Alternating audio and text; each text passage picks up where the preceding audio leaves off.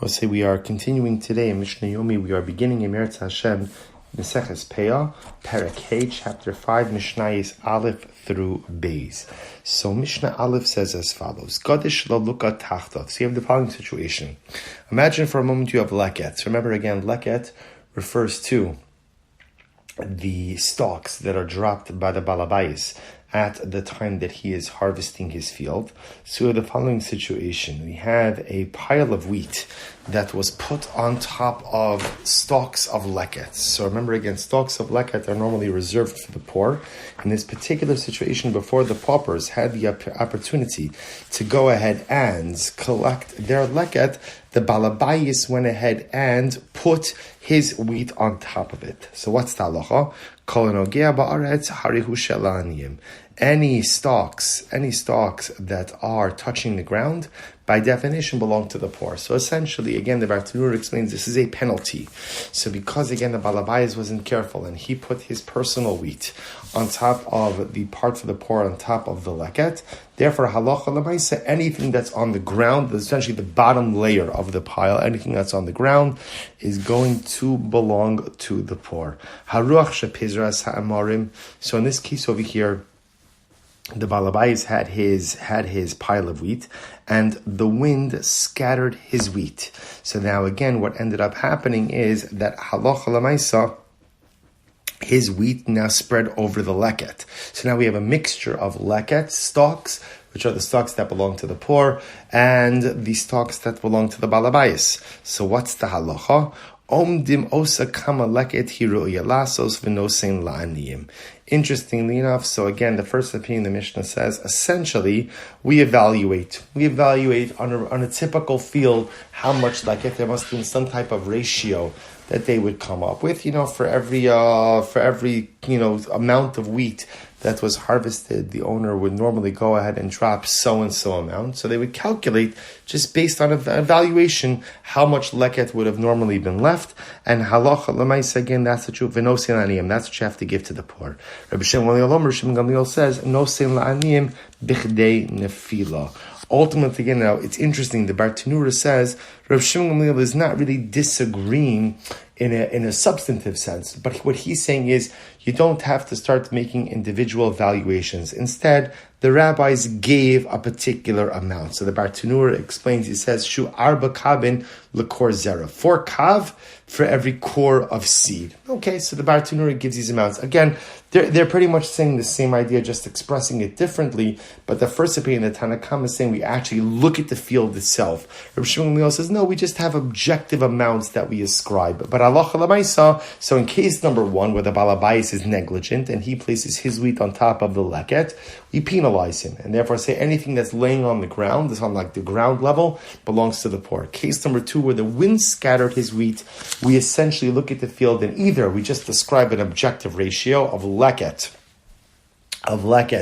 to cut wheat, or to harvested wheat, or we go ahead and we evaluate the field, how much leket would have normally been dropped from this particular field, and give that to the poor. Beautiful. Mishnah Beis, an interesting case. Shiboles shebakatzir. Verosha magia lekamo. So here's the case. In this particular situation, what happened over here is like this. Now, by way of introduction to this in the Be'er, in the introduction of the Mishnah, see, quotes over here that the mitzvah of shechacha. Now remember again, shechacha normally is you're piling or you're bundling your wheat and you leave behind the bundle. It's interesting to note that the mitzvah, we actually saw this in Perek Dalid, that the mitzvah of shechacha doesn't only apply to bundles, but also applies to a stalk that you forgot to harvest. So whereas leket is a stalk that was harvested and dropped, so shechacha could either be a bundle that was left behind or a stalk that was just not harvested, a stalk of grain that was not harvested with the rest of the stalks. That also becomes shechacha. So now here's the shaila. I left behind the stalk, so can I go back and harvest it or not? Or is it considered to be shechacha? So the Mishnah says it depends.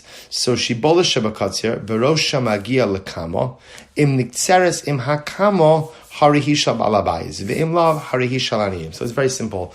Essentially, if the solitary stalk, when bent over, right, when bent over, or I should say, if the solitary stalk is close enough to the wheat stalks that the owner is about to harvest, to the point that he could harvest all of them at once, right? So I'd be able, if I'm the farmer, I'd be able to take the wheat I'm in front of and grab the stalk that are left behind. I could grab them all in one handful and harvest them at once. Then ultimately that solitary stalk belongs to the balabayis. But if, however, the solitary stalk is so far from the other standing wheat that halacha lamaisa, one could not grab it with the rest of the standing wheat, ultimately, again, then it becomes like shichacha and becomes the property of the poor.